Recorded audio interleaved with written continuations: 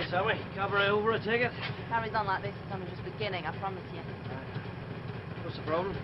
Carburettor. Needle keeps sticking. What? Nobody sorted it out for you? Why do fellas assume that just because we haven't got muscles in the same place as them, we're totally incapable of anything mechanical?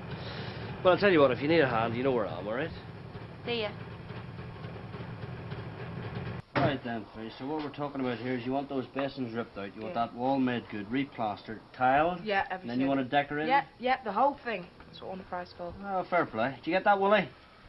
I do know what's wanted. Yes, I was just making sure you had everything, all right? Jim, I have done a quote before, you know. Fine, well, I'll tell you what, I'll measure up then, shall I? Yeah. Oh, nice of you to turn up. I got here as soon as I could. Went out last night, didn't I? Right then, ladies, you get away and get changed now, we'll not be needing you anymore.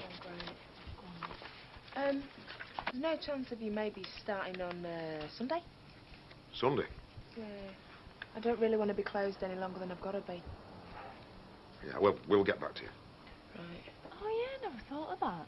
If this place ain't open, that means you won't be needing me. Want to bet? Come on. So, would you mind telling me what all this "we'll get back to you" is all about?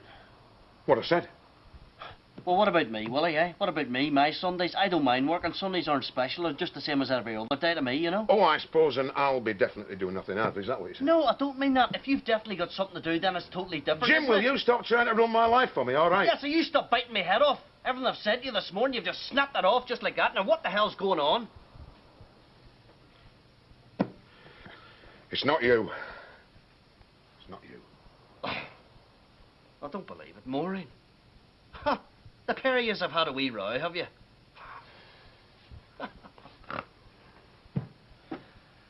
What are you two like, Willie? Do you know you're dead right for each other, so you are?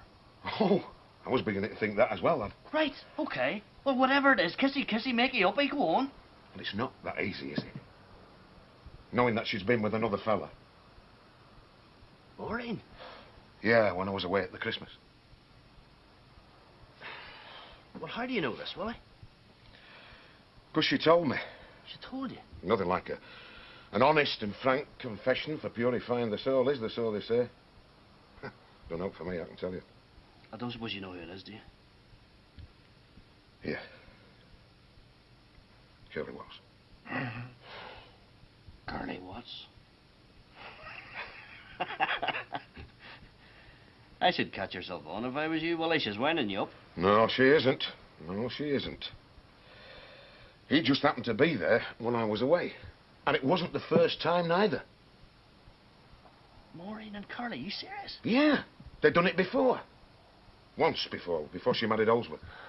Well. Curly Watts, who would have believed it, eh? And when I think how long I went out with her before I got even near. Oh, eh? Because I didn't want to rush her into anything. And he comes along and cracks it. Just like that. Right, well, I suppose she may have stopped you making one of the biggest mistakes of your life, Willie. That's all I can say. Eh? Well, at least you know what kind of a cutty she is. Eh? I mean, before you get in too deep, you know.